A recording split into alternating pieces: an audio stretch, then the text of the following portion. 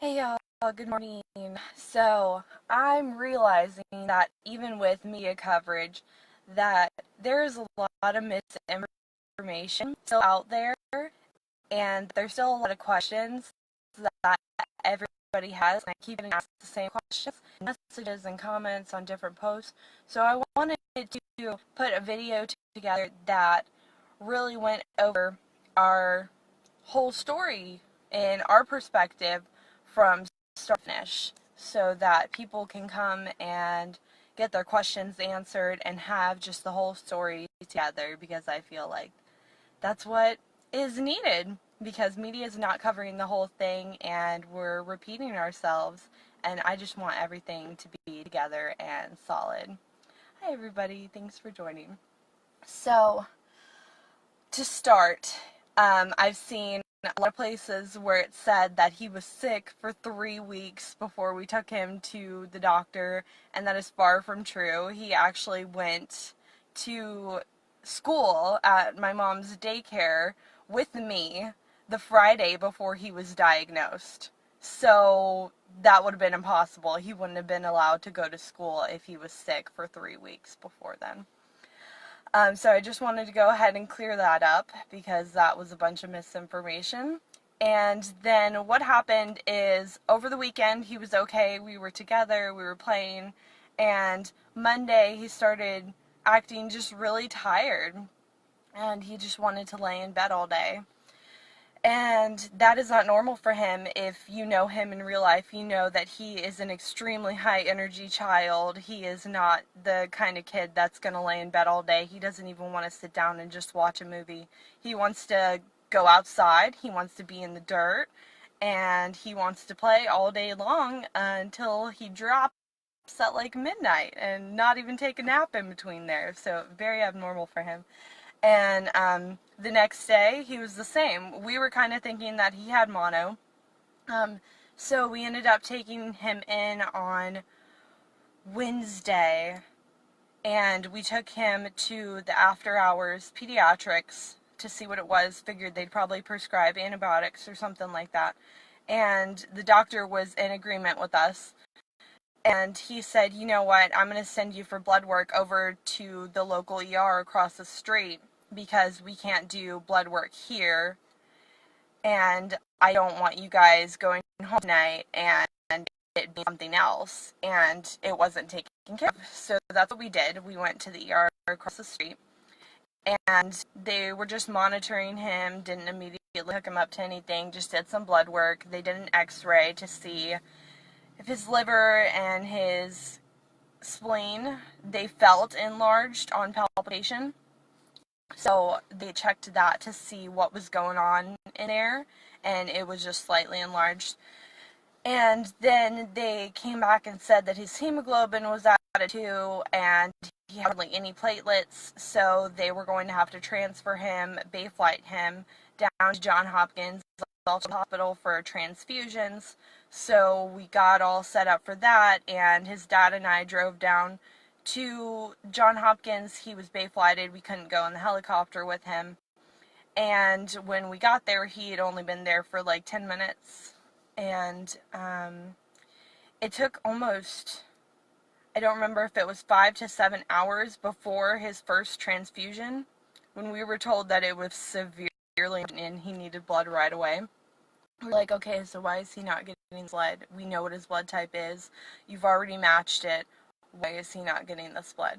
And then when he got his first transfusion, he actually spiked a fever, very high fever, and had a reaction, so they had to pull it and flush his body anyways. So then it took about another 4 hours to actually get a transfusion fully in him for the next one. So it took 4 hours to start another one. It was so ridiculous because we were like, we want to help our baby, and this feels like it's taking forever when he's in the PICU. Like, can't we speed something up? And then the next day, after 2 transfusions, they came and diagnosed him with acute lymphoblastic leukemia and said that they needed to start chemo right away. And we ended up starting on Monday. after that weekend. He was diagnosed on Thursday. So just trying to give you a timeline of where it's at. He was diagnosed on Thursday. Then Friday they did the bone marrow biopsy to confirm, and then on Monday they started treatment with vincristine, the beginning of induction they call it. And within 3 days from that first treatment, he had no blast to be found in his blood, and consistently until we were discharged. Yes, I said discharged. We didn't leave AMA like many media sources are posting us to be. We were discharged on Tuesday. We were supposed to be discharged on Monday, but they didn't discharge us until 5. And we said, well, we're not going to go home in rush hour traffic after he's just been through all of this. That's silly. So let's just stay and be discharged in the morning. And so that's what they did. We have medical paperwork saying that. And up until that time, when we were discharged, he still had no cancer cells to be found in his blood. And we had so many problems at Johns Hopkins Hospital when we were there, as far as control, cleanliness, rude doctors, lack of communication with us, with staff to staff, them not understanding each other, and getting miscommunication issues all. It was just an absolute mess. And to leave it at that, when we were discharged, there's a bell that you ring on the 7th floor when you leave. It really helps the kids with realizing that they get to go home. I mean, some kids are there for months, years, whatever, so it's really a huge mark to be able to ring that bell. I mean, Noah was only there 10 days, but he wanted to ring the bell. And it fell on him. It fell off the wall and fell onto his head and his arm. He actually had a bruise from it that I have a picture of right across his arm. And we were like, that's great. That's really great, guys. You did a good job. And then we leave, and we had told them when we were there that we would be seeking a different opinion on his protocol because we were not comfortable with the protocol that they had, and seeing as he was doing so well, we wanted him to be seen by a different doctor. And not only that, not even regarding treatment, we were not happy with Johns Hopkins staff to begin with. So we didn't want to keep taking our child there. If it was going to be the 3 years of treatment, we didn't want them being the main orchestrators of that regardless. So that was a big thing. We told them in the hospital we were going to get a second opinion, and we were actively seeking it already. Then Friday, we go back into Johns Hopkins Outpatient Center in Tampa, and they check his blood work. They see that his platelets are slightly low, but they wouldn't give a transfusion because it wasn't fully low enough to give a transfusion. Whatever. We requested it, but they didn't want to do it. So, anyways, everything else was good. No blast in his blood. And then we told them on Friday that we think that we found a doctor, but we have to confirm with him today on the phone that he will begin to start seeing Noah. And they said, okay, just let us know. And then on Monday, we called when our appointment time was supposed to be scheduled for 9 a.m. We called Nancy, the social worker, and we called scheduling, and I spoke to Robin, the nurse, on the phone as well. So 3 different people should be able to verify that we called and let them know that we have set up an appointment with another doctor for a second opinion, and we no longer require their services. And instead of accepting that answer, they called us about 1,000 times Monday and Tuesday. And we were like, this is insane, this is terrifying. And we talked to a lawyer, not the lawyer that we have now, but a lawyer, and he said, just stop answering their calls and go get your freaking second opinion. Like, you have every right to do that. You don't have to answer to them. They're trying to push their services and they're harassing you. And we were like, you know what, you're right, we're gonna go get that second opinion. And so we did.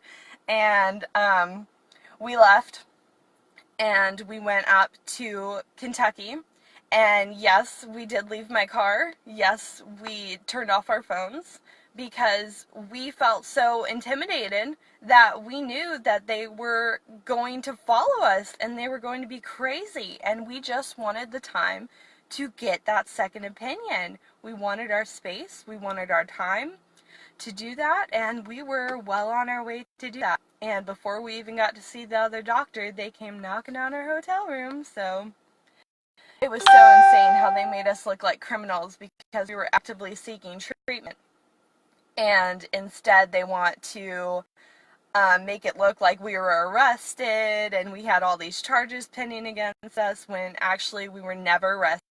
The Kentucky sheriff's office that came, I believe it was Scott County and Georgetown PD that came, if I'm remembering that correctly, and they were absolutely so nice, so nice. They were totally in agreement with us, and I really applaud them for everything that they tried to do to help us. I showed them my journal. I had been keeping evidence on everything that had happened from the start of his diagnosis to that very day. I was keeping track of everything he was eating, the medications he was taking, what we were giving him, the people that we had called, and all of these things that are so vital to know.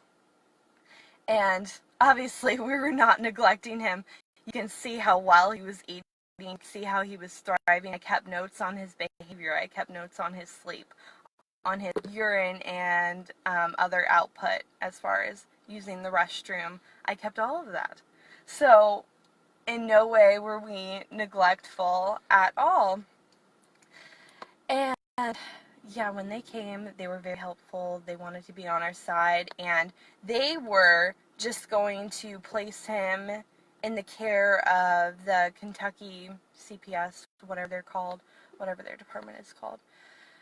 And they were just going to place him in the care of them until he could get back down to Florida. We actually requested that he be taken to the hospital and that his blood work be monitored and make sure, see where he's at, and realize how well he's doing, because they just wanted to come get EMS check up on him and call it a day and put him with CPS. And we were like, no, he needs to go to the hospital. We want to see his lab results. If we're going to be accused of being neglected, we want to see those lab results. And guess what those lab results said? They said no blast. They said like a 10 hemoglobin. They said platelets, 330,000 platelets or something like that. And just amazing. Everything was amazing. His nutrient levels, he had no deficiencies, nothing. So he was absolutely thriving. And they were claiming that he was gravely ill and in need of life-saving medical care. Okay. And they didn't administer any treatment at the hospital other than some antibiotics, because while we were there, he got nipped by a dog, and just on his hand and then on top of his ear, barely broke the skin. But they said that just preventatively, and we allowed that. We consented to that. No problem.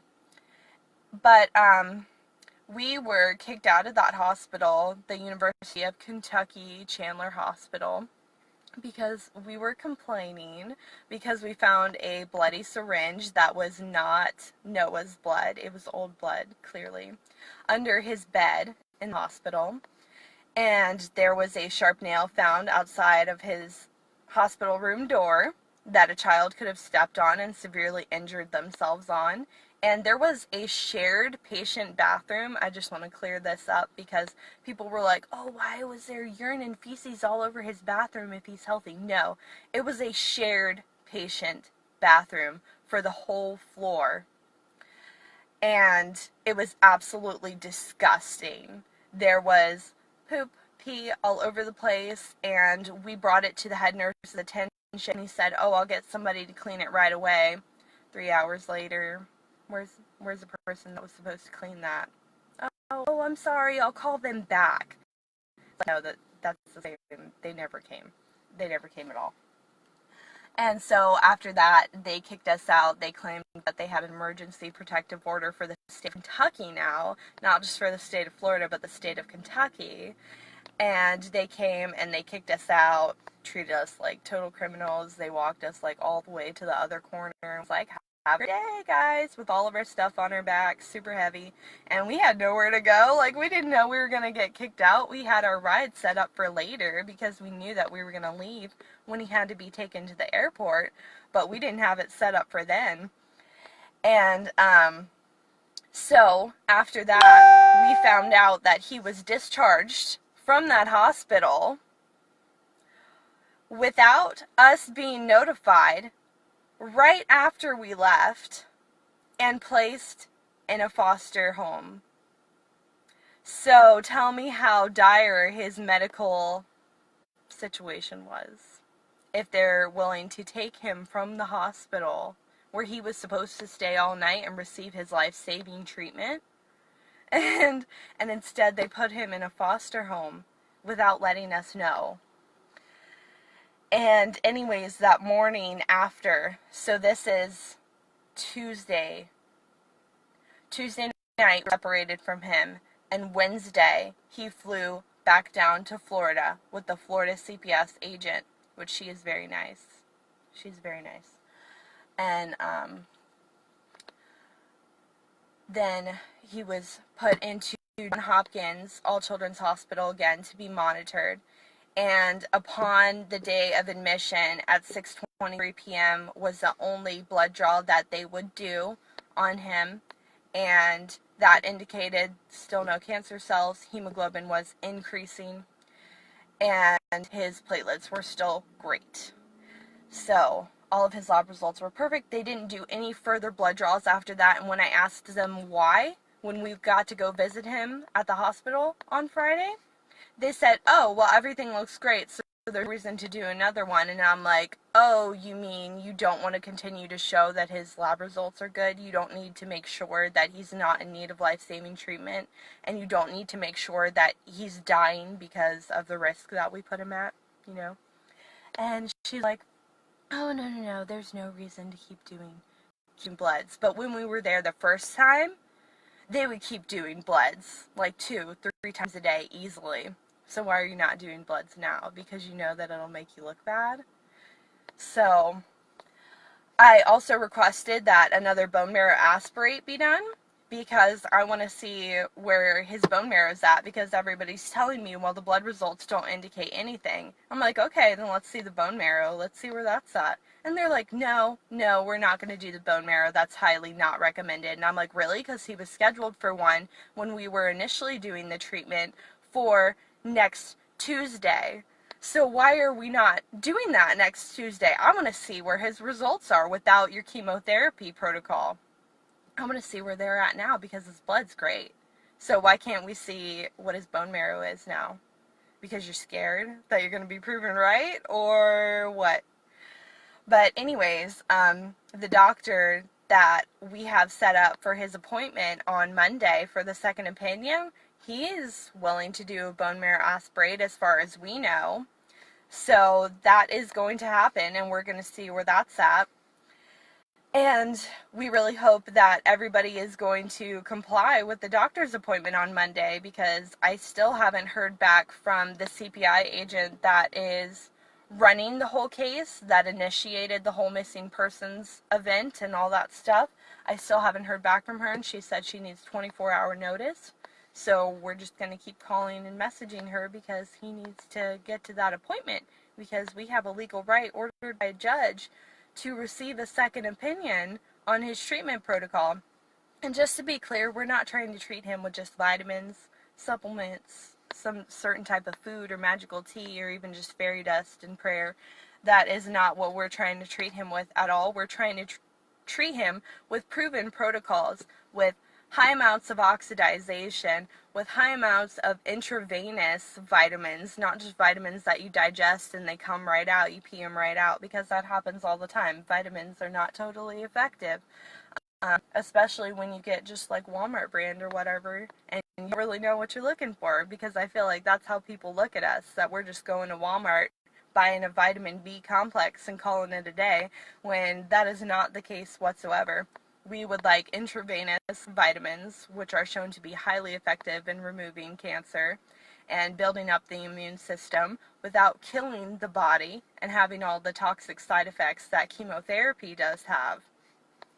And we would like him to be home because simply the environment that you're in, there are studies showing that children and other patients that are put into more stressful situations, they have more anxiety, they have less support, they tend to have more depression, and they tend to have worse outcomes. They have more death than other cancer patients. So essentially, the state is killing my child right now.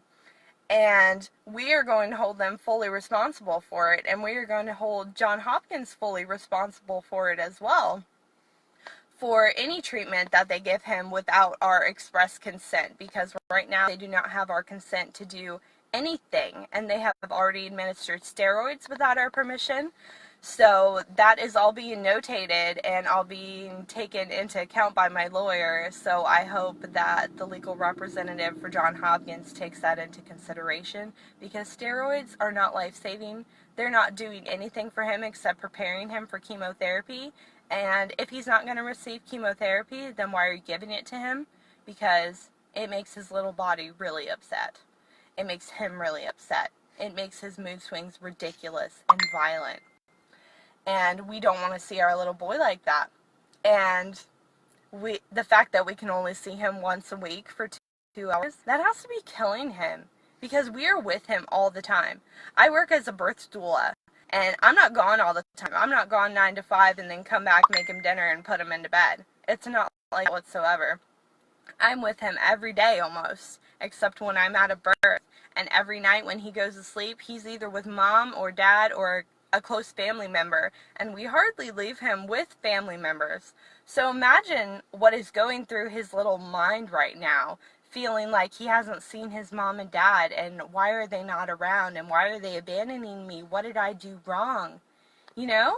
He just wants to be healthy, and he'll tell you that. And at the hospital, he kept telling me, he was like, Mommy and Daddy, I've been crying and screaming for you. And they hadn't even taken him out of the bed for 2 days. He's been sitting in the bed, and they've been changing his diapers. When this kid is fully potty trained, he does not need to be in diapers all day long to have to go to the bathroom. He's not been in diapers for a year, except overnight. It's absolutely ridiculous. And they just put his toys in the bed. He has the crib bed where he can't get out. He can't move around his room. He can't go to the window and watch the helicopters and the planes fly in. He can't do any of that like we were doing with him. He can't go watch the sunset outside his window that he loves to watch. He loves to watch the sky change colors. And they didn't allow him to do any of that. And when we got to take him outside, when we were there visiting him for 2 hours, we had security on top of the whole time from the parking lot to the time that we left the parking lot, which was insane because we have never been violent with anybody. And in this whole process, when the cops came in Kentucky to when we left, at no point did we ever raise our voice. At no point did we show any kind of resistance, any kind of threats, any of that. We have been very peaceful and just trying to figure out what the hell is going on, because our kid should not be away from us, and we were not neglecting our kid. So it was just appalling, and he was so excited to be outside. He was like, lizards, plants, garden, sunshine, yay, I get to run around and have a great time. And we're like, why the hell is he trapped inside right now? Why is he being trapped inside? Why is no one taking him outside every day like we did when we were there? If he's not going to receive the same state of care that we were providing for him when he was with us, why is he being separated from us? You should be providing the same standard of care. There should be a CPI agent in there every day, taking him outside and making sure that he gets to have fun and not be trapped inside of his room for 2 days and getting pale, and getting pressed, and having nobody to play with, and having nothing to do except sit there and watch TV. That's not our kid. That's not what he does. That is how you kill a child. It is so insane to me.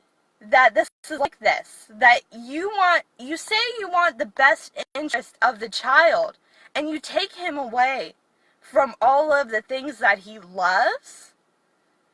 That is absurd.